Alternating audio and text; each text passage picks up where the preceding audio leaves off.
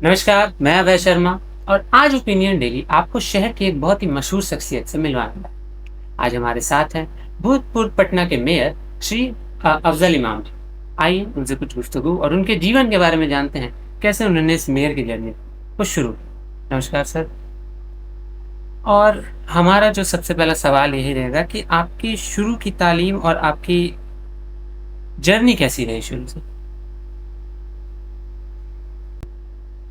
पटना में पैदाइश है। चूँकि और ननियाल फुलवारी शरीफ है, पैदाइश वहीं की है, तो पटना ही का एरिया है वो। और उमूमन जब पहले और था कि बच्चे ज़्यादातर नानी के घर पे पैदा होते थे, तो शायद मैं भी अपनी नानी के यहाँ पैदा हुआ फुलवारी शरीफ।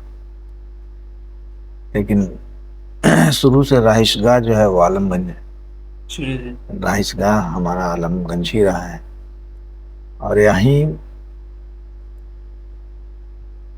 तालीम के लिए पहले जो है प्राइवेट स्कूल, जब हम लोग छोटे थे तो प्राइवेट स्कूल का कंसेप्ट कम था, कम स्कूलें थी। तो यहाँ सड़क पर ही अशोक राजपथ पे कैपिटल इंग्लिश स्कूल एक था, तो उसमें कुछ सालों तक पढ़ा है। फिर उसके बाद वालिद मोहतरम ने इंसान स्कूल किशनगंज, यहाँ से तकरीबन 350-400 किलोमीटर होगा, तो वहाँ के लिए रवाना कर दिया। इंसान स्कूल में पढ़ा कुछ सालों तक, फिर 9th के बाद यहाँ आए पढ़ने के लिए। पटना मैट्रिक एग्ज़ाम में ही किया। सर, आपकी जो स्कूल था ईशान स्कूल, उनको तो आई थिंक पटना में बहुत लोग जानते हैं। अपने हेडमास्टर जो थे आपके सैयद अदनान साहब, पद्मश्री अवॉर्डी, उनसे आपका क्या वार्तालाप रहा जब तक आप वहाँ पर? डॉक्टर सैयद हसन साहब मरहूम, जिनको पद्मश्री अवार्ड से नवाजा गया था, तो वो एक हम लोग जब गए थे 6 में, तो अजीब सलाहियत के मालिक उनको देखा, डॉक्टर सैयद हसन साहब को। और उनकी सलाहियतें ऐसी थी कि वो बाहर से बहुत सारे ऐसे लोग भी आते थे जिनका जहन ख़राब होता था, यानी जिनको लोग पागल कहते थे, जो पागल खाने के डॉक्टर जिन्हें मतलब की ज़रूरत थी डॉक्टरों की, डॉक्टर सैयद हसन साहब मरहूम उनको रेगुलर अपने कंधे पर हाथ रखकर घुमाते थे, अपने साथ खिलाते थे, अपने साथ घुमाते थे, अपने साथ बैठाते थे।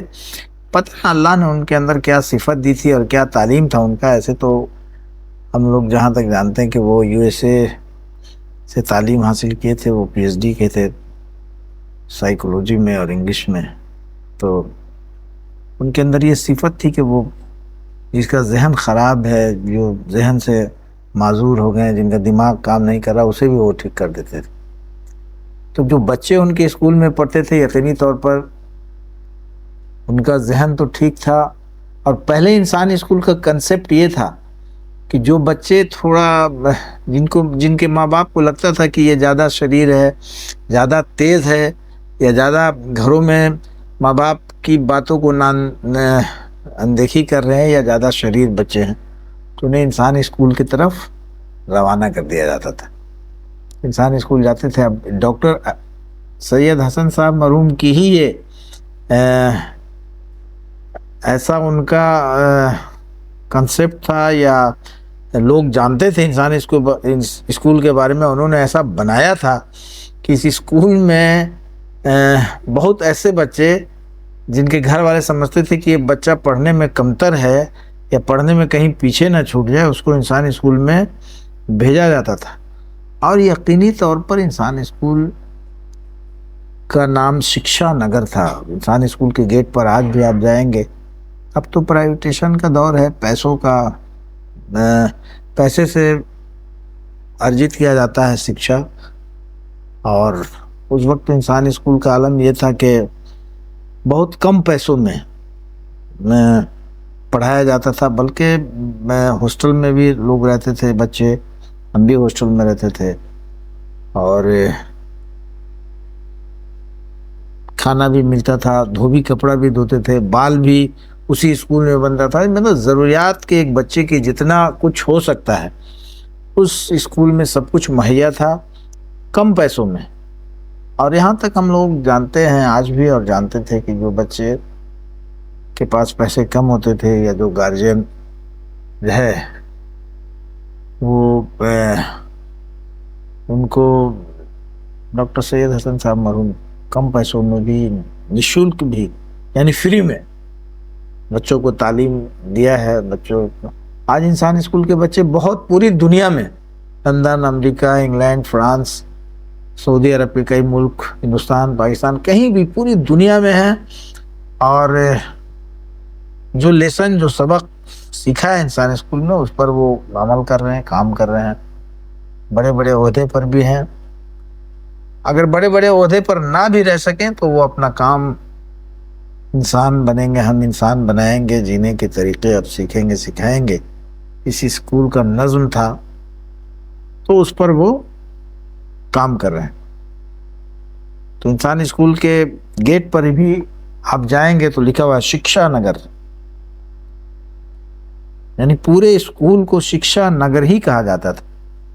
ये ऐसा नगर जहाँ शिक्षा ही मिलता हो, जहाँ शिक्षा के मुतालिक ही सब कुछ चलता हो, तो वहाँ हमने तालीम हासिल किया है। यकीनी तौर पर मुझे फ़ख्र है कि मैंने इंसान स्कूल में पढ़ा। ईशान स्कूल से जब आपके पास जब आपकी तालीम जब पूरी हुई और 2002 में म्युनिसिपल कॉरपोरेशन के पहले चांसलर, म्युनिसिपल कॉरपोरेशन के आप चांसलर बने, इस अंतराल तक आपकी जर्नी एक ईशान स्कूल के एलुमनाई से एक चांसलर तक कैसे देखिए, इंसान स्कूल में हम लोग पढ़ा बहुत दिन तक, फिर यहीं से मगध यूनिवर्सिटी से ही +2 किया, फिर यहाँ ग्रेजुएशन किया। तो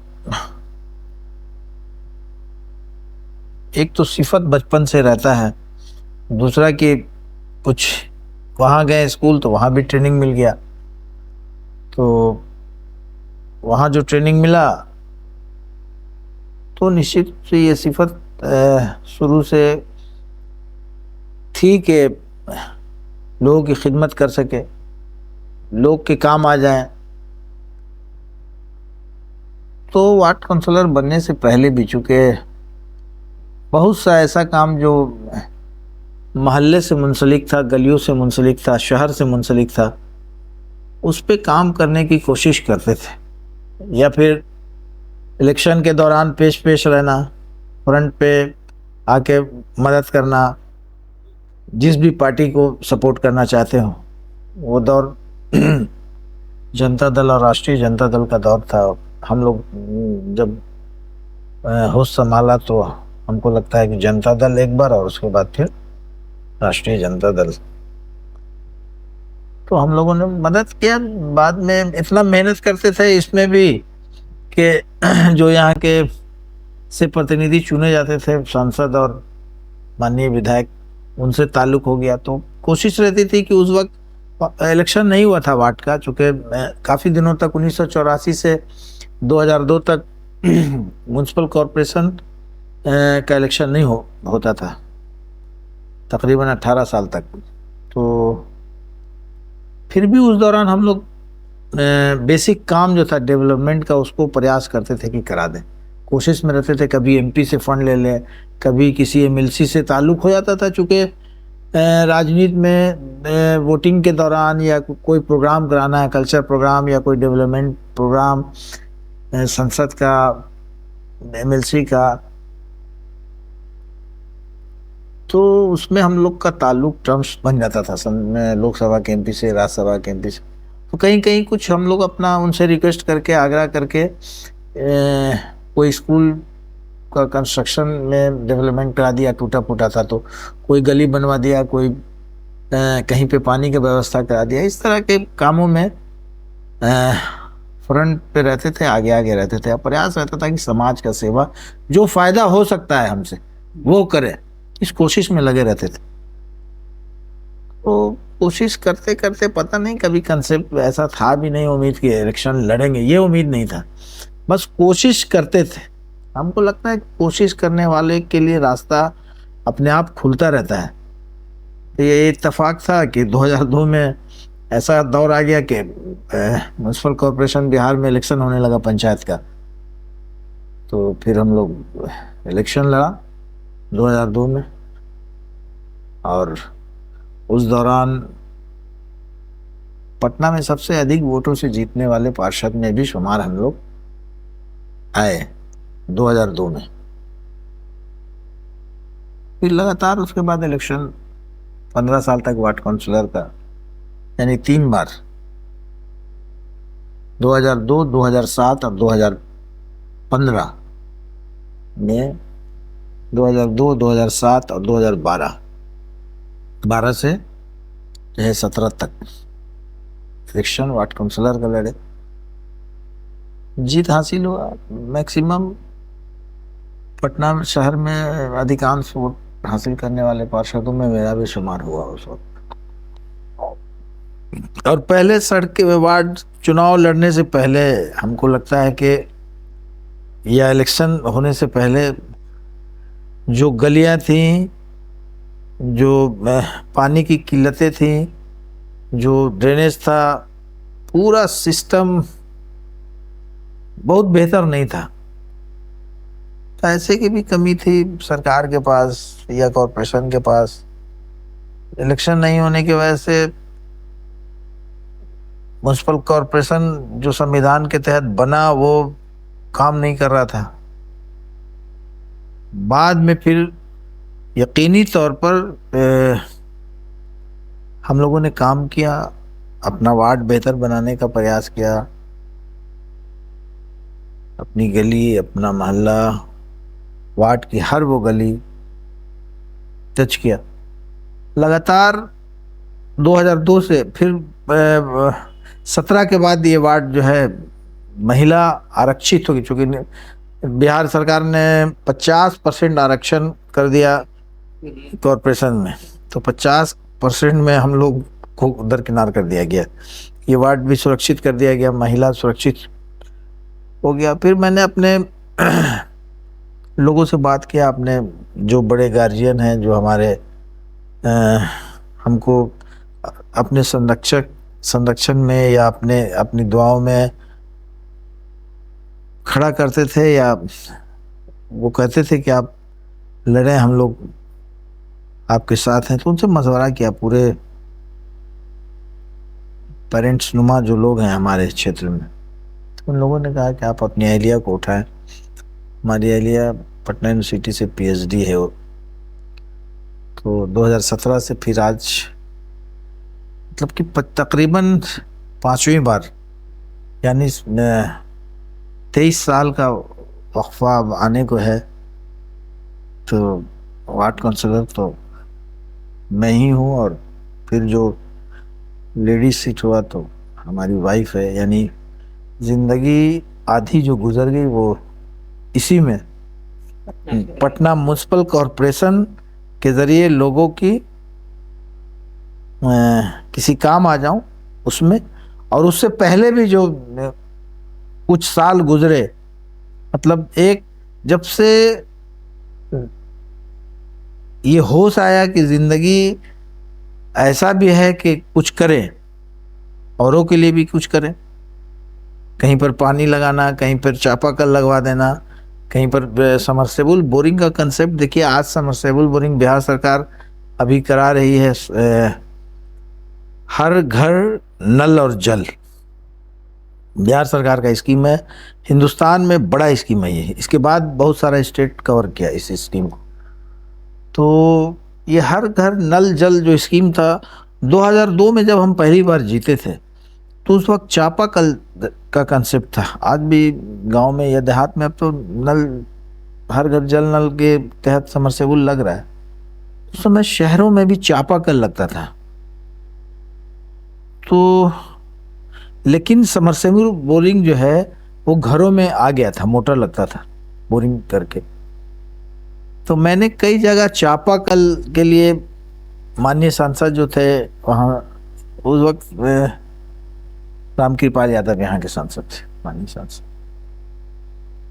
तो उनसे हमने फंड पुरजोर तरह से कोशिश करके रिक्वेस्ट करके लेते थे, देते भी थे वो। तो चापाकल जो है लिया और उसमें हम लोग क्या किया कि चापाकल नहीं लगाया और उसमें मोटर डलवा दिया। कुछ पैसा अपना भी लग गया, पैसा कुछ घटा तो किसी से ले भी लिया, कुछ चंदा भी कर लिया। तो उसमें समरसेबुल डाल दिया और फिर उस पर उसके ऊपर टंकी लगा दिया। तो 2-4 जगह पहला स्टार्ट शहर में हम समझते हैं कि हमने किया, कहीं और भी हुआ होगा। ऐसा कंसेप्ट था नहीं कहीं कि बोरिंग हो और उसमें मोटर लग जाए पब्लिक के लिए। घरों में था, घर में इंडिविजुअल तौर पर अगर कोई बोरिंग कराते थे तो वो समरसेबुल लगाते थे, लेकिन बाहर में पब्लिक के लिए ऐसा सुविधा नहीं था। हम लोग के जहन में आया, उसमें डलवा दिया चापाकल हटा के। 2-4-5 हज़ार रुपया अपना भी लग जाता था तो लगा देते थे। लगा दिया तो फिर उसके ऊपर टंकी लगा दिया। टंकी लगा दिया इसलिए कि मुसाफिर लोग जो जाते थे, सब्जी वाले हैं या कोई भी फल बेच रहे हैं या कुछ बेच रहे हैं, तो वो लोग को पानी की किल्लत शुरू में आप देखेंगे 90 के दशक में, 2002 से पहले 90, 80 से 85, 88, हम लोग जो अपना बचपना देखा 80 के बाद, उस दौरान कॉरपोरेशन का नल लगा रहता था हर चौराहे पे। पानी आती थी तो नलों से पानी आती थी तो कोई भी मुसाफिर पानी पी लेते थे।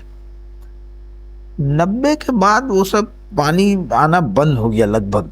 पानी की किल्लत बढ़ी, आबादी बढ़ी शहर की जब आबादी बढ़ने लगी तो अच्छे पाइपलाइन बहुत जर्जर हो गया, पानी की किल्लत होने लगी। तो फिर ये हम लोग कोशिश हुआ कि उसी समरसेबुल और टंकी से पानी दे देते थे वहीं पर कि लोग जो आना जाना कर रहे हैं। बाद धीरे धीरे तो ऐसा हुआ कि अब तो बिस्लेरी का दौर है, अब तो आदमी ज़्यादातर लोग कहीं पे भी रुके तो पानी बिकता है। पहले पानी बिकता नहीं था, अब तो सरकार भी बहुत सारे स्टेट में पानी पर मीटर लगा है। अभी तक बिहार इससे वंचित है। बिहार में तो ये अल्लाह का शुक्र है कि बिहार में आज भी पानी बहुत है ज़मीन के अंदर और सरकार ने टैक्स नहीं लगाया है। म्युनिसिपल कॉरपोरेशन ने पानी पर टैक्स नहीं लगाया है मीटर के हिसाब से। आप कनेक्शन लेते हैं पानी का तो टैक्स है, जमा करना पड़ता है कुछ पैसा म्युनिसिपल कॉरपोरेशन, जो कि अधिकांश लोग नहीं जमा करते हैं, विदाउट परमिशन ही। ये दावा करते हैं कि म्युनिसिपल कॉरपोरेशन हमें कनेक्शन दे, स्वच्छ पानी दे, स्वच्छ पेयजल पहुंचाए, लेकिन म्युनिसिपल कॉरपोरेशन का जो लॉ है, जो नियम है, जो हक है, वो उसको नहीं देते हैं। म्युनिसिपल कॉरपोरेशन पहले जो है परमिशन लेना चाहिए पानी का, अगर आप लगाना चाहते हैं अपने। नहीं लिया जाता है, नहीं लेते हैं लोग। खैर ये सब मुश्किलात है, कहीं पर सहूलियत भी है। आपने एक चीज बोली अभी कि हमने जब काउंसलर इलेक्शन जीता, मेयर इलेक्शन जीता, तो बहुत सारे और लगभग जीत जो है वो एक ऐतिहासिक जीत से अच्छे खासे जीता। और 2010-2002 की भी बात करें, अभी भी बात करें, तो आई गेस कहीं ना कहीं एक हिंदू मुस्लिम जो क्या बोलते हैं रिश्ता होता है, वो एक डैमेज रिश्ता है। तो एक जीत में आपका इस मुस्लिम वोट से हिंदू वोट कैसे आए? नहीं देखिए, 2002 में, 2007 में, 2012 में तो हम वार्ड काउंसलर बने। 2002 में हम पहली बार जब पार्षद हुए थे, उस वक्त भी मेरी कोशिश थी कि हम डिप्टी मेयर चुनाव लड़े। डिप्टी मेयर के लिए मेरा प्रयास था कि चुनाव हम लड़ते तो हम शायद जीत भी सकते थे।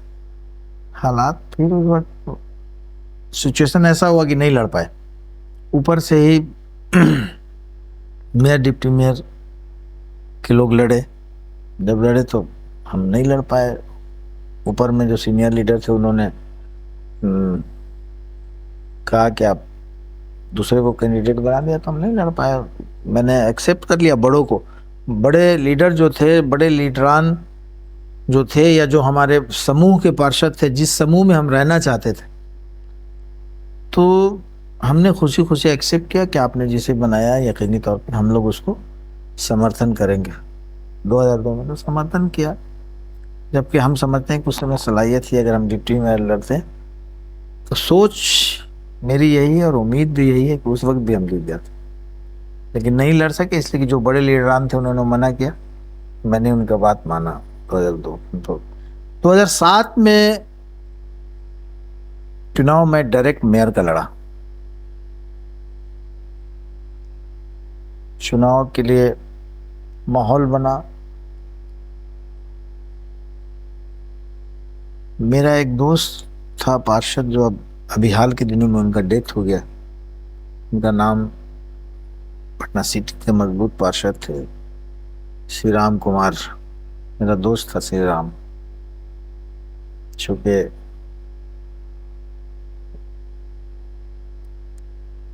तो जब मैं जीता और वो भी पार्षद जीते, श्री राम जी, तो दोनों आदमी जब जीत के निकले तो अंदर से ही वो नारा लगाने लगे कि पटना का मेयर कैसा हो तो अफजल इमाम जैसा हो। हम लोग ख्याल में उस वक्त ऐसा नहीं था कि मेयर हो जाएंगे, लेकिन दोस्तों ने चूंकि, और पटना शहर में उस वक्त 72, अभी तो 75 हैं, 72 थे पार्षद। 2002 में जब हम लड़ा था तो 54 थे।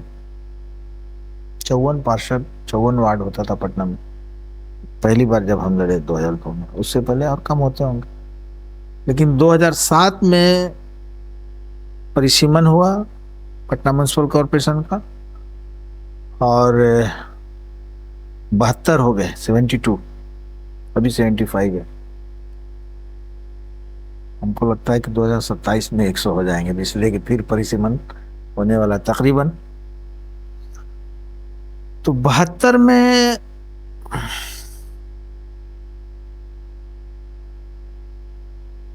पांच छह वार्ड काउंसिलर थे, मुसलमान होते थे।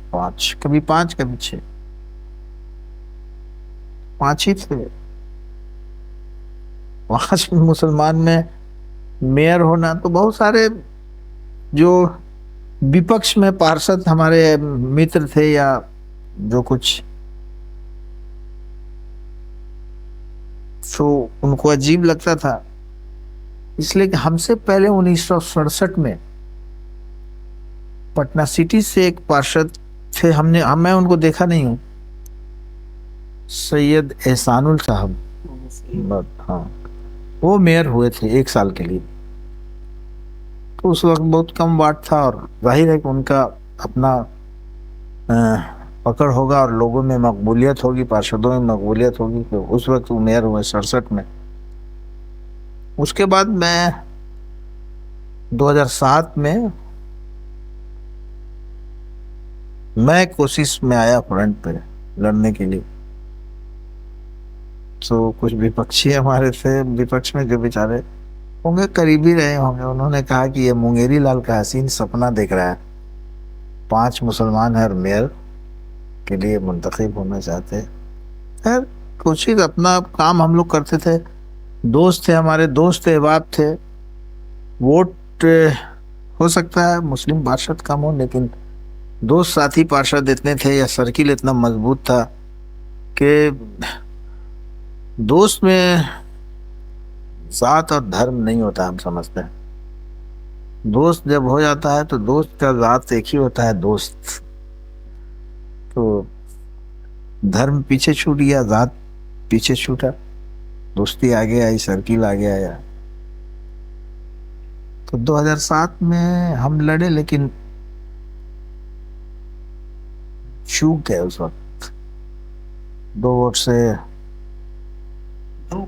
हाँ, 2 वोट से हम हार गए थे, 2 या 3 वोट था। मतलब आपस में कुछ तीन गुट होके लड़े थे, 3 मेयर के कैंडिडेट थे। तो जो गुट था, एक गुट हम लोगों बनाने का प्रयास किया था, आपस में नहीं बन पाया, तो वो अलग लड़े, हम अलग लड़े। और उस वक्त 2002 में, सात में, सॉरी, 2007 में भी बीजेपी के मेयर और डिप्टी मेयर बीजेपी से संबंधित लड़ रहे थे, वही लोग, मेयर भी वही जीत गया, डिप्टी मेयर भी। और 2007 में हम हार गए, लेकिन कोशिश तो थी लगातार जारी। और 2007 में ही पटना म्युनिसिपल कॉरपोरेशन का न्यू पटना म्युनिसिपल एक्ट बना था, 2007। इसलिए कि पहले Patna municipal corporation 1951, Patna municipal corporation act 1951 के एक्ट से चलता था। उसके बाद 2007 में पहली बार संशोधन हुआ और municipal corporation act 2007, Bihar Bihar municipal act 2007 पूरे बिहार के लिए बना। उसके साथ बहुत सारा कानून चेंज हो गया। नो कॉन्फिडेंस पहले तो 1 साल पे आता था, फिर बाद में हाई कोर्ट स्टे कर दिया। तो 2007 में जो मेयर बने वो 2009 में उनको नो कॉन्फिडेंस में गिरा दिया गया, अविश्वास प्रस्ताव लाकर वो गिरे। फिर मामला हाई कोर्ट गया, हाई कोर्ट में स्टे हुआ। 2010 में हाई कोर्ट के आदेश से फिर मेयर का चुनाव हुआ। जब 2002 में हम जीते तो 2 साल मेरा कार्यकाल बचा था वार्ड काउंसिलर का। 2010 में मैं चुनाव लड़ा और तकरीबन 50 वोट आए हमको, काफी वोटों से जीता। और मेरे साथ जो डिप्टी मेयर लड़े थे वो भी जीते। फिर 2012 में चुनाव हुआ, फिर वो हम फिर जीत गए, लेकिन जिनके साथ डिप्टी मेयर थे हमारे साथ वो छूट गए पीछे। हम किसी कारणवश वो साथ नहीं रह सके, तो वो अलग लड़े हमसे विपक्ष में, लेकिन हम जीते। 2012 में जीते, 2015 में जीते, फिर 2017 के बाद ये सीट वार्ड काउंसिलर का भी महिला के लिए हो गया और मेयर का भी अभी भी महिला के लिए रिजर्व। हमारी वाइफ एलिया हमारी अभी है यहाँ से, वार्ड काउंसिलर है। लेकिन मेरा अपना मकसद है, कोई ज़रूरी नहीं है कि हम मेयर रहें, हम वार्ड काउंसिलर रहें, हम एमएलए रहें, हम सांसद रहें। एक तो कोशिश करनी चाहिए कि हम कुछ रहें या न रहें, लोगों के लिए काम करें, ये इम्पोर्टेंट है। पद पर रहना इम्पोर्टेंट नहीं, ठीक है, अगर मौका है, कोशिश है तो लड़े, सहूलत मिलता है उससे सरकारी काम करने में या फंड लाने में या बहुत सारा। लेकिन अगर हम नहीं भी हैं तो हम काम न करें। आज हम मेयर नहीं हैं, लेकिन मेरा प्रयास रहता है कि बहुत सारे कामों में हम, जो पटना शहर के म्युनिसिपल कॉरपोरेशन होते हैं या डीएम होते हैं या सीनियर एसपी होते हैं, जो भी स्वास्थ्य विभाग में तो अमूमन काम पड़ता है, बहुत सारे मरीज आते हैं, तो किसी भी हॉस्पिटल में कोशिश रहती है कि मरीज को सुविधा मिले। तो आदमी पद पर रहे ना रहे, लेकिन लोग का जो जहनियत होती है वो यकीनी तौर पर ये रहता है कि हम लोगों के लिए काम करें। ये नहीं कि पद पर रहना ही इम्पोर्टेंट है, पद है तो ही काम करेंगे, पद ना है तो ना करेंगे। तो प्रयास रहता है कि काम करें। अब जरूरी नहीं कि पूरी तरह हर लोगों की अपेक्षाएं हमसे पूरी हो जाए, जितना मैं काम सोचूं उतना 100% इम्प्लीमेंट हो जाए, पूरा काम करने में हम कामयाब हो जाएं। कोशिश की जाती है, ख्वाहिश रहती है कि हम मैक्सिमम काम में कामयाब हों, जो जायज़ काम है, जो लोगों के लिए काम है। कहीं छूट भी जाता है, कोई काम मिस भी करते हैं, फिर प्रयास करते हैं, फिर चढ़ते हैं, फिर गिरते हैं, फिर प्रयास रहता है, प्रयास लगा रहता है कि मैं अपने कामों को आगे बढ़ाऊं। 5 से 7 साल, 2010 से 2017 तक आप मेयर थे, 7 साल, और बहुत बार जीते, 3 बार आपने इलेक्शन भी जीता। तो कहीं, और फिर आपकी वाइफ आई, उन्होंने भी 2022 तक वो अपनी वार्ड चांसलर का इलेक्शन को जीते।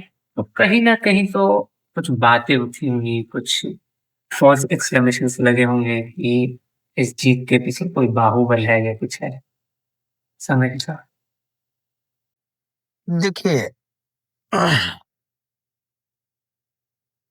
हमको ऐसा लगता है कि जो वार्ड में वार्ड मेंबर या शहर में या जो भी लोग सेलेक्ट होते हैं, तो लोगों के काम के लिए कहीं कहीं पर सख्ती भी करना पड़ता है।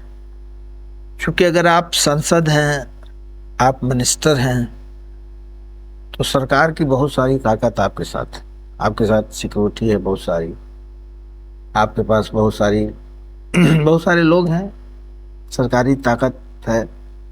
लेकिन अगर आप सिर्फ पार्षद हैं या सिर्फ गांव में मुखिया हैं, तो आपके पास सरकारी ताकत बहुत ज़्यादा नहीं, फोर्स भी नहीं है, पुलिस भी सुरक्षा में नहीं है आपकी। मैक्सिमम जो काम होता है, जो गांव का या वार्ड का या मोहल्ले का जो पंचायती होता है, ख़ास करके अब तो विवाद आप देखिएगा, बहुत सारा विवाद जो महिला घरेलू हिंसा जिसको आप बोलिएगा, उसको वार्ड में, गांव में, पंचायत में निपटारा उसका किया जाता है।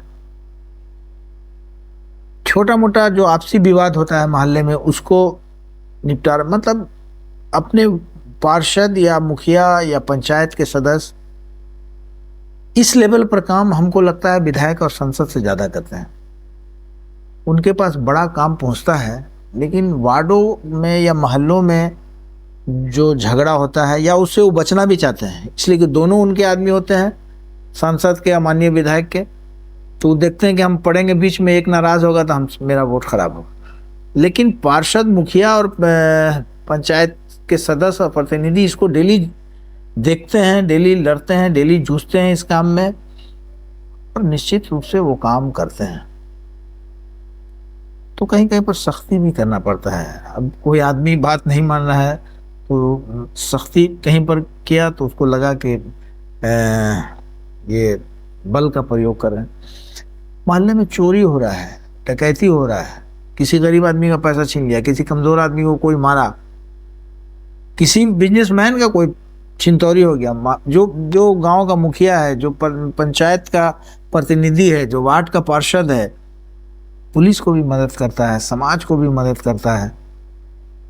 तो अगर उसके पास 2 4 10 आदमी हैं, सर्किल मजबूत है उसका, तो जो विपक्ष में उससे लड़ते हैं तो उसको बोल देते हैं बाहुबल, बाहुबल लगता है। लेकिन लोगों के काम कराने के लिए भी अगर आसानी से कहीं पर काम ना हो, तो ये जो उंगली हल्का हल्का टेढ़ी करनी पड़ती है। इसी टेढ़ेपन को अगर कोई बाहुबल कहे, तो एक्चुअल में काम करने का तरीका ऐसा, बिल्कुल भी ताकत ऐसे कामों में इस्तेमाल नहीं होना चाहिए जो लोगों के लिए नुकसानदेह हो, जिससे आम लोग परेशान हो या आम लोगों का काम पीछे छूट जाए। उस बात को कभी हम उसके फेवर में बात बिल्कुल नहीं करेंगे। लेकिन लोगों का काम हो जाए, कहीं पर आपके ताकत से, आपके सख्ती से भ्रष्टाचार नहीं हो, वो उसको इस्तेमाल करेंगे। जाहिर है कहीं पर अगर समाज में कुछ गलतियां हो रही हैं तो उसको अपने ताकत से ठीक करना भी हम समझते हैं ज़रूरी है। चूँकि इस्लामी तरीका ये है और ये डायरेक्शन है प्रॉफिट मोहम्मद सल्लल्लाहु अलैहि वसल्लम का, कि हम इस्लाम के मानने वाले हैं, कि अगर कहीं पर कोई बुराई हो रही है, बुराई देखो कहीं पर और बुराइयां हो रही हैं, तो उसे अपने ताकत से रोक दो। अगर तुम्हारे पास ताकत है कि कोई आदमी बुराई कर रहा है, तो उसे रोक दो उस बुराई को। अगर ताकत नहीं है कि हम उसको रोक सकें, तो उसको अपने ज़बान से कहो कि रुक जाओ। अगर तुम हाथ पैर से नहीं रोक सकते हो ताकत से, तुम्हारे पास वो सलाहियत नहीं है, तो तुम उसको ज़बान से मना करो कि तुम ये बुरा काम कर रहे हो, मत करो ये। और तुम्हारे पास वो ताकत भी नहीं है, तो अपने दिल में कहो कि ये आदमी बुरा काम कर रहा है। तो हम फॉलो, जाहिर है कि इस्लाम को फॉलो करते हैं, इस्लाम को मानने वाले, तो मेरे दिल में ये ख्याल रहता है कि अगर कोई बुराई है तो निश्चित रूप से हमारे पास उतना ताकत है कि हम उस बुराई को रोकेंगे। ऐसे तो ये तो वन ऑफ द चैलेंजेस जो आपके काम 2017 के बाद मेयर यहाँ से चुनी गई, लेडी सीट हो गया, मैं चुनाव तो नहीं लड़ पाया, हमारी वाइफ वार्ड काउंसलर बन गई थी, लेकिन मेयर का चुनाव हम लोगों ने नहीं लड़ा, वाइफ भी हमारी नहीं लड़ी। लेकिन 22 में बिहार म्युनिसिपल इलेक्शन में जो है एक नया दौर आया कि मेयर का चुनाव जो है वो बाई पब्लिक कर दिया गया। इससे पहले जो है वार्ड काउंसलर वोट करते थे मेयर को।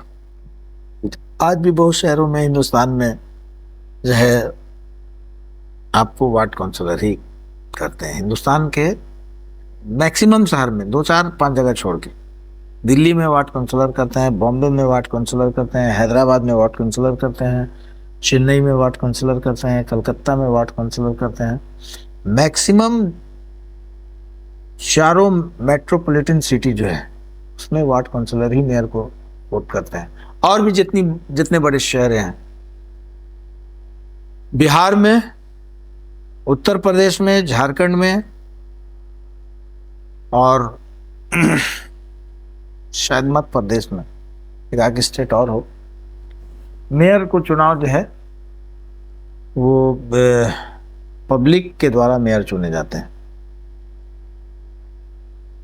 तो 2022 में हमारी वाइफ वार्ड काउंसलर का भी लड़ी यहाँ से, और मेयर के लिए भी पटना शहर के लिए चुनाव लड़ी थी, जिन्हें पब्लिक सेकंड पे रही।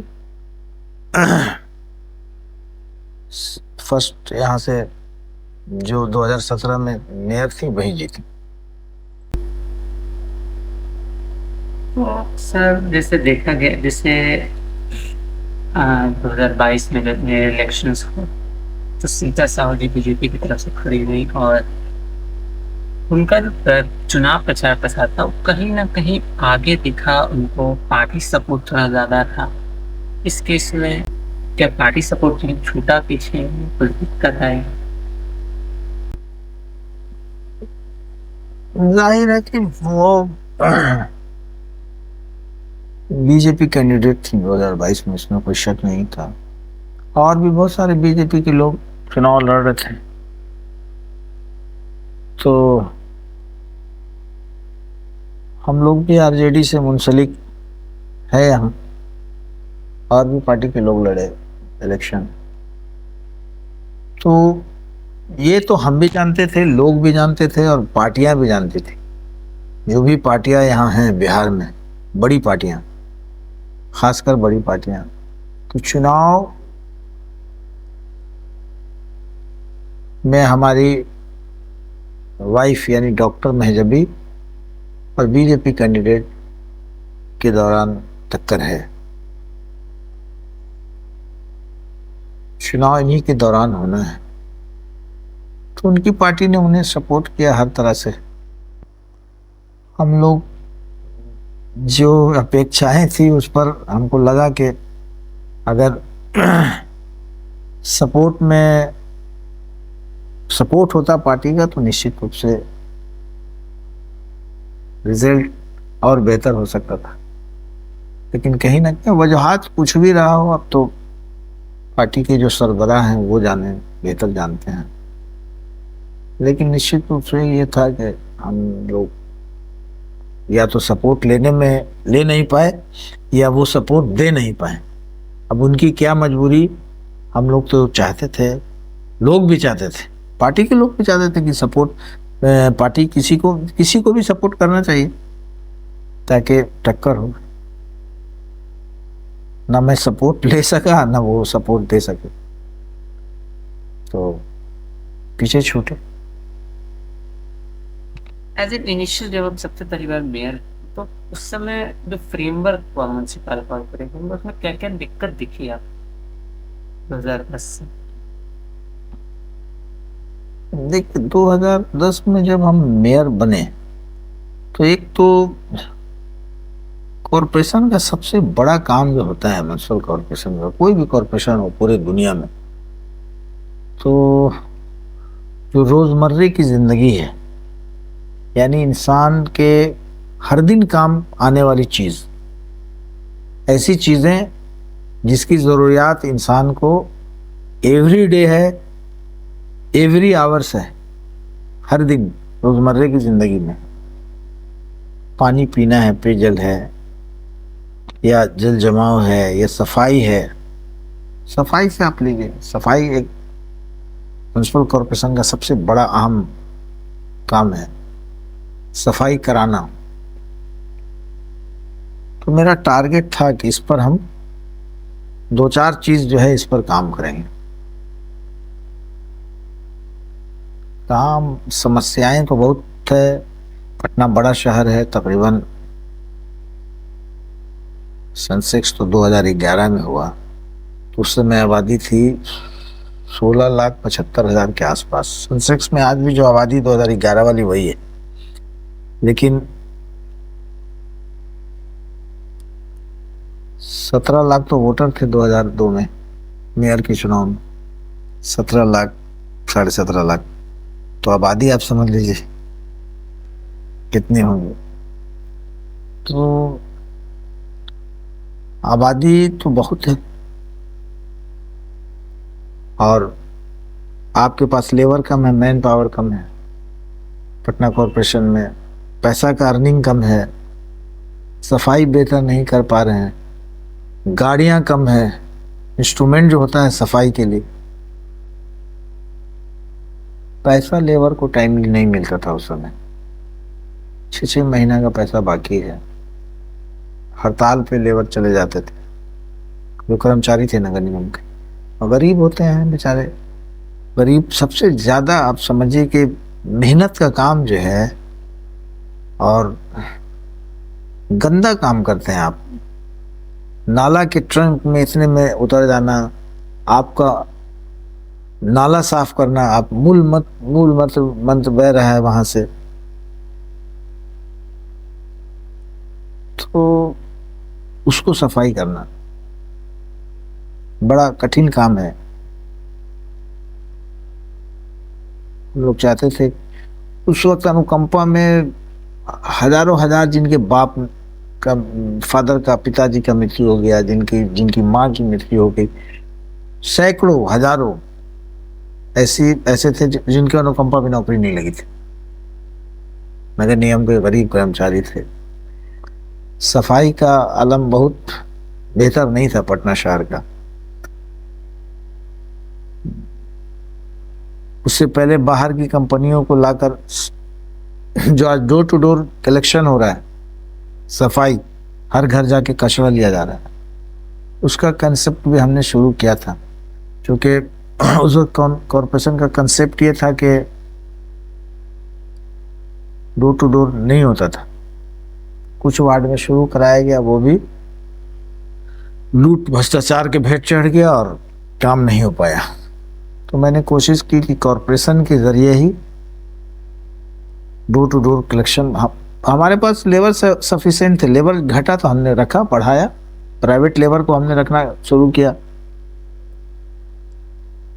सरकारी कर्मचारी की बहाली सरकार की तरफ से जब स्टे कर दी गई, स्टॉप कर दी गई कि नगर निगम अपनी बहाली नहीं कर सकता है, जबकि म्युनिसिपल कॉरपोरेशन को ये पावर है, ऑटोनोमस बॉडी है, और सरकार का हस्तक्षेप बिल्कुल भी नहीं होना चाहिए। वो अपना, चूंकि संवैधानिक हक है, ये संवैधानिक पद है, संवैधानिक अदारा है, इंस्टीट्यूशन जो है ये संवैधानिक है, वरना सरकार का बस चले तो इसमें भी अपने मंत्री को बैठाते, मेयर और पार्षदों की आवश्यकता नहीं। इतना हस्तक्षेप है। यकीनी तौर सरकार कोई भी हो, ऐसा नहीं कि ये सरकार कोई भी हो, कॉरपोरेशन में उसका हस्तक्षेप है, खासकर बिहार में।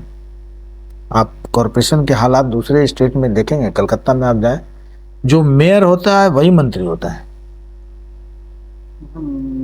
मेयर भी है और मिनिस्टर भी है। कलकत्ता में तो ये हाल है कि जो मेयर है वो मिनिस्टर भी है। वहां का एक्ट आप देखिए, वहां उनके इख्तियार देखिए, मुंबई में देखिए, हैदराबाद में देखिए, दिल्ली में देखिए, गुजरात में देखिए,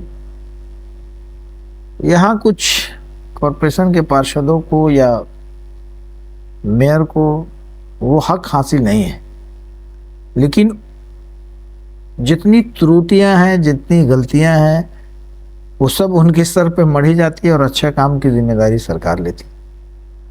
अच्छा काम होता है कॉरपोरेशन के जरिए तो सरकार कहती है कि मैंने कराया, कुछ काम खराब हो गया तो पार्षद कराए, मेयर कराए। तो हम मेयर बने तो सफाई के लिए हमने पूरा प्रयास किया, सड़क किनारे जो कचरा होता था उसमें भी प्रयास किया कि हटे। हमने तकरीबन करोड़ों का सामान, ये जो अभी गाड़ियां चल रही हैं कचरा उठा रहा है डोर टू डोर कलेक्शन में, या सामान बहुत सारे क्रेन्स हैं या पुकलैन हैं, या और भी जो गाड़ियां बड़ी बड़ी है, हाईवा है, इसको हम लोगों ने खरीदारी के लिए पुरजोर कोशिश किया और इसमें सक्सेस भी हुआ। कॉरपोरेशन के पास पहले संसाधन नहीं था, न गाड़ियां थी, भाड़े के ट्रैक्टर हम लोग लेके चलते थे। तो भाड़े का ट्रैक्टर रहता था हर वार्ड में और उसे सफाई होती थी, और यही ट्रैक्टर सड़क जाम भी इससे हो जाती थी और देखने में भी अच्छा नहीं लगता था। टूटा ट्रैक्टर टूट चुके, कचरा उठाना है तो ट्रैक्टर का डाला सड़ जाता था और सामान भी गिरता रहता था, कचरा गिर रहा है सड़क पर। दुश्वारियाँ थी कुछ बहुत, हमने सामान खरीदा नया तो, और उसमें कामयाबी हासिल किया कॉरपोरेशन से, नगर विकास से। उस समय जो भी सरकार थी जब हम मेयर थे, तो निश्चित रूप से बिहार सरकार के माननीय मुख्यमंत्री का भी ये इंटरेस्ट होता था कि शहर सफाई हो, बेहतर हो। उसके लिए फंडिंग भी वो कॉरपोरेशन को भी करते थे। हमने तो डेवलपमेंट के लिए कभी ऐसा नहीं हुआ कि मेयर ने सरकार को डायरेक्ट लिखा और फंड आया, लेकिन मैंने उस वक्त सरकार से आग्रह किया था और सड़कें बनाने के लिए या ड्रेनेज बनाने के लिए डायरेक्ट पैसा हमने 50 करोड़ रुपए से भी अधिक मंगाया, तो कई वार्डों के लिए। तो सफाई पर पहले बोरिंग के लिए, जो आज महाबोरिंग होता है, अभी जो कई वार्डों में महाबोरिंग है जिससे पानी लोगों को मिलता है, तो वो बोरिंग पहले बिहार राज्य जल परिषद था, तो वहीं से किया जाता था। नगर निगम बोरिंग, महाबोरिंग नहीं करती थी बिहार राज्य जल परिषद। उसको भी मैंने रिक्वेस्ट करके सरकार से, नगर निगम से बोरिंग अपने यहाँ म्युनिसिपल कॉरपोरेशन से कराना प्रारंभ किया। तो वो बोरिंग अब नगर निगम कराती है, तो आसानी हो गया। अब जहाँ पार्षद चाहते हैं और जहाँ है जगह, तो वहाँ आसानी से बोरिंग हो जाता था। पहले बोरिंग आपके बड़े मुश्किल से, पार्षद क्या मेयर भी चाह रहे हैं तो बोरिंग बिहार राज्य जल परिषद के एमडी सरकार, नगर विकास जहाँ चाहती थी वहीं बोरिंग होता था। ऐसे पार्षद के चाहने से भी बहुत टफ काम था। अब पार्षद को जहाँ लगता है कि बोरिंग होना चाहिए, तब बड़ा आसान है बोरिंग करा लेना। ये परंपरा भी, या परंपरा कहिए या मेहनत कहिए या कोशिश कहिए, अपने नगर निगम में सरकार से मैंने लाया इसको पेयजल के लिए। उस दौरान जल जमाव मेरे वक्त में, तो पटना का कुछ एरिया जो है वो प्लांट वे में नहीं बना। पुराना शहर है पटना, पुराना शहर के तहत होने के नाते कई ऐसा जगह है जो निचला एरिया है, नीचे है, जल जमाव होता है। किनकड़ बाग, राजेंद्र नगर का कुछ पार्ट है, कदम कुआं साइड, खेतान मार्केट का। तो इसको हमने चैलेंज लिया था सरकार से। एक तो कई जगह सम्प, हम लोगों ने रिक्वेस्ट किया, सम्प हाउस लगा जिससे पानी निकल जाए। और एक कोशिश हम लोग करने लगे कि जब बरसात से पहले लगातार नाला उड़ाही, और जो भी नाला उड़ाही में दिक्कतें थी उसको समस्या समाधान करने का पूरा प्रयास किया। बड़े बड़े जो नाले हैं उसको सफाई कराया, फिर जो नाला उड़ाही के लिए इंस्ट्रूमेंट आता है, जो शॉकिंग होता है जिससे, उस मशीन को भी परचेज नहीं कर पाए तो रेंट पे लिया, ला के कराया। तो हमने प्रयास किया कि जल जमाव भी मेरे कार्यकाल में कम हुआ, और पेयजल के लिए महाबोरिंग का प्रयास किया, सफाई के लिए डोर टू डोर प्रारंभ कराया कॉरपोरेशन के जरिए। कई वार्डों में हमने करा दिया था, बाद में सभी वार्ड में इम्प्लीमेंट हुआ। सामान जो कॉरपोरेशन में संसाधन नहीं था उसको हमने परचेज किया। कर्मचारी जो कई सालों से अनुकंपा पे नौकरी उनकी नहीं होती थी, गरीब कर्मचारी, मेहनत करने वाले वर्कर, लेबर, मजदूर, सबसे कठिन मजदूर नगर निगम के होते हैं। सरकार को तो चाहिए कि उनको फर्स्ट वैरायटी देके उसको परमानेंट करें। ये मजदूर जो मेहनत करते हैं और महादलित हैं, दलित हैं, गरीब हैं, उनका हक है पहला, सरकार उनको परमानेंट नहीं करती, ये बहुत दुख है। और वो आपके कोविड महामारी जब पूरी दुनिया में फैला, 3 विभाग ऐसा था जो रेगुलर काम करता रहा। एक स्वास्थ्य, फर्स्ट आप स्वास्थ्य को कहिए, सरकारी स्वास्थ्य तो था, प्राइवेट तो पहले कोविड में बंद था। लेकिन बिहार में जितने प्राइवेट अस्पताल थे, पहला कोविड में वो अस्पताल बंद था। सरकारी 1-2 जगह थे जो खुले थे। डॉक्टर, नर्स जो भी बेचारे काम करते रहे रेगुलर। बहुत सारे डॉक्टर अपने कर्तव्यों के कारण दुनिया से चल बसे, नर्स भी गई। मैं उनको सबको श्रद्धांजलि अर्पित करता हूँ। आप समझिए कि पुलिस काम करती रहे, हमारे नगर निगम के मजदूर काम करते रहे, उस महामारी में टिके रहे और रेगुलर सैनिटाइज पूरी गलियों में, पूरी बस्ती में, पूरे वार्ड में, पूरे शहर में, हर दरवाजे पर, हर गली में सैनिटाइज कर रहे हैं, गंदा उठा रहे हैं, साफ कर रहे हैं, तो वो टिके रहे।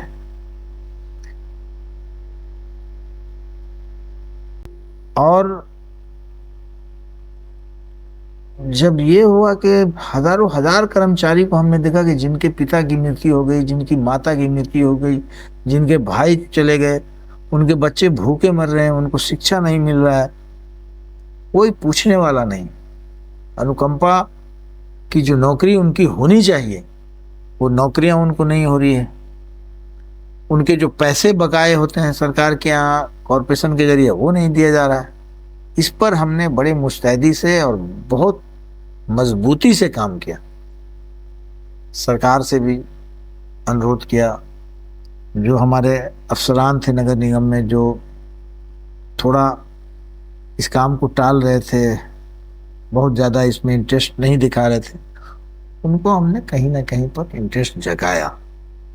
कहीं पर प्यार से जगाया, कहीं पर सख्ती से जगाया, कहीं पर आग्रह करके जगाया, कहीं पर दिन और रात मेहनत करके जगाया, लेकिन जगाया। और मैंने हजारों कर्मचारी का उस वक्त अनुकंपा पे बहाली कराई। खुशी है हमें आज भी कि मेरे बहाल कराए हुए कर्मचारी आज काम कर रहे हैं। सैकड़ों ऐसे कर्मचारी को बहाल करवाया मैं वाटर बोर्ड में। पहले वाटर बोर्ड होता था, बाद में हम लोगों ने जलापूर्ति शाखा बनाया, तो उसमें काम कर रहे हैं, आज मजदूरी में काम कर रहे हैं। तो निश्चित रूप से हम लोग को इत्मीनान है कि हमने काम किया। और भी कोशिश थी काम करने की, चूंकि समस्याओं का निदान पूरा कभी नहीं हो सकता है। अगर आप कभी कॉन्सेप्ट करते हैं कि हम समस्याओं को का पूरा निदान कर देंगे, समस्याएं होती हैं इसलिए कि समस्या कम हो सके। आप समस्याओं को कम कर सकते हैं, पूरा निदान, पूरा खत्म कभी नहीं कर सकते। तो हमने समस्याओं को कम करने का प्रयास किया और उसमें सक्सेस हम हुए। चाहते थे कि और समस्याओं को कम करें, लेकिन इंसान के पास वक्त कम होता है और वक्त बड़ी तेजी से गुजर जाता है, आदमी सोच भी नहीं पाता। और देखते देखते देखते देखते बच्चे से जवान और जवान से बूढ़ा आदमी होने के करीब पहुंच जाता है। निश्चित रूप से ख्वाहिश यही है कि जब तक रहूं लोगों के लिए काम करूं, समाज के लिए काम करूं, मोहल्ले के लिए काम करूं।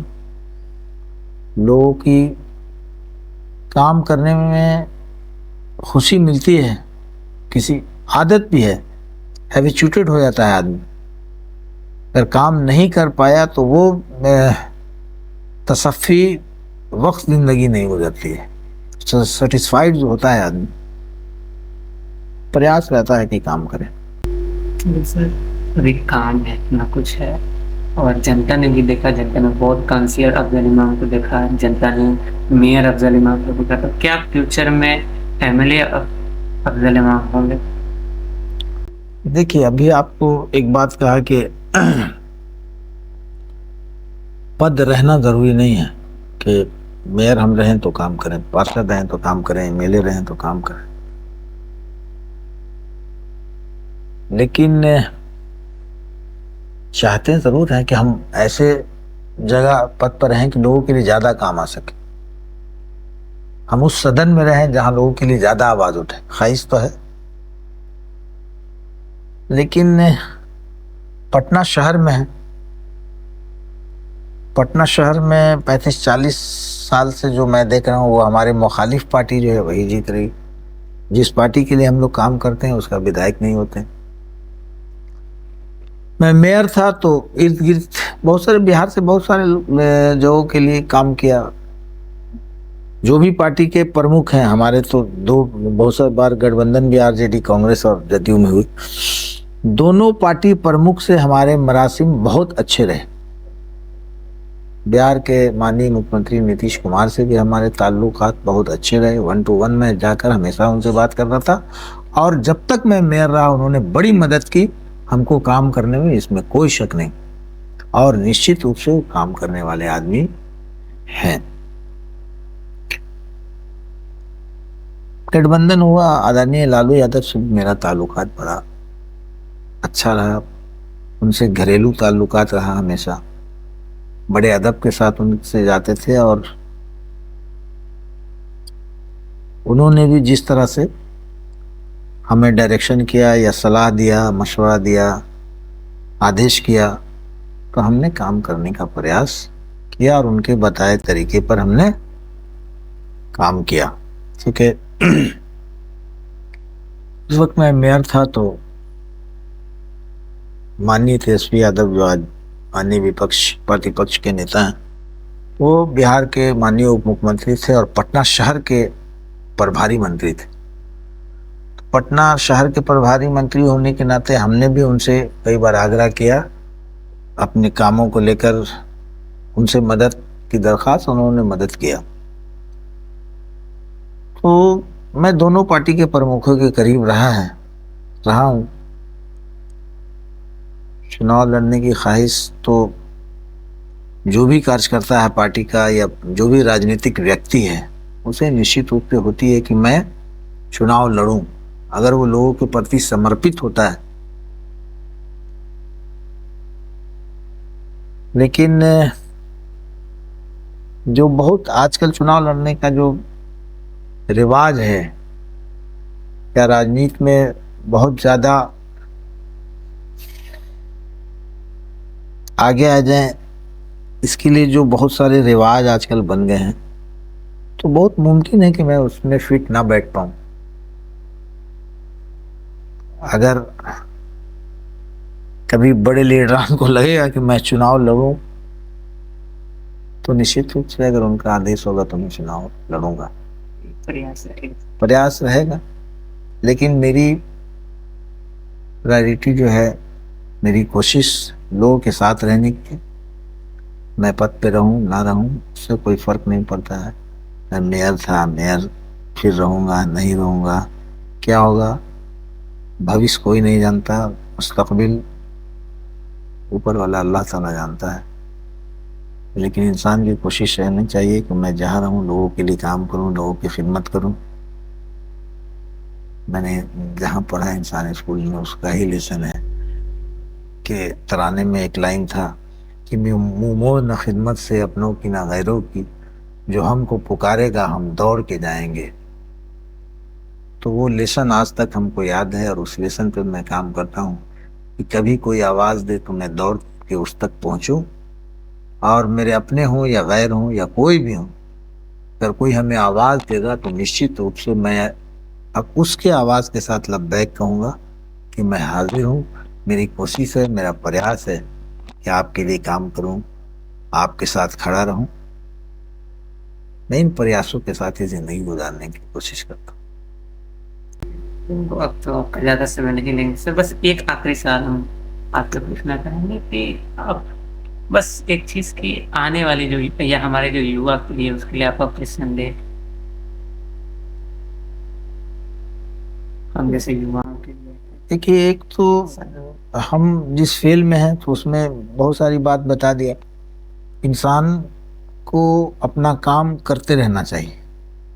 अब रास्ते के लिए एक टारगेट हम करेंगे कि कोई ज़रूरी नहीं कि हम मेहनत कर रहे हैं तो हमको सब कुछ मिल जाए, लेकिन अगर आप ये तय है कि मेहनत कीजिएगा तो रास्ता अपने आप हमवार, आप चलेंगे जब रास्ते पर तो मंजिल आपको ज़रूर मिलेगी। और हमको लगता है कि लोगों के लिए काम करना, लोगों की भलाई के लिए अगर आप बढ़ेंगे तो यकीनी तौर पर आपका अपना भी भला हो जाएगा।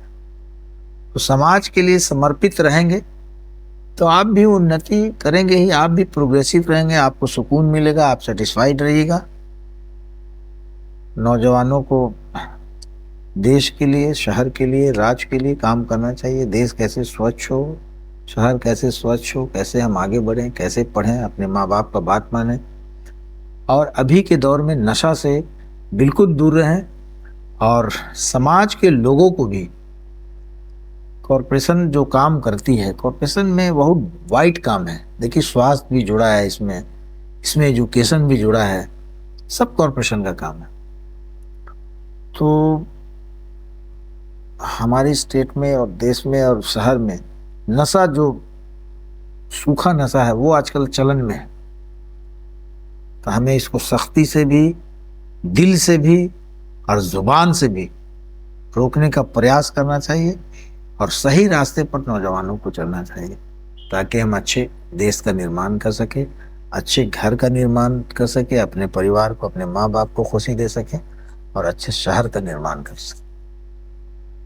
धन्यवाद सर आपके समय के लिए, नोट करने हमारे शहर की तरफ से और ओपिनियन डेली की तरफ से भी आपको समय देने।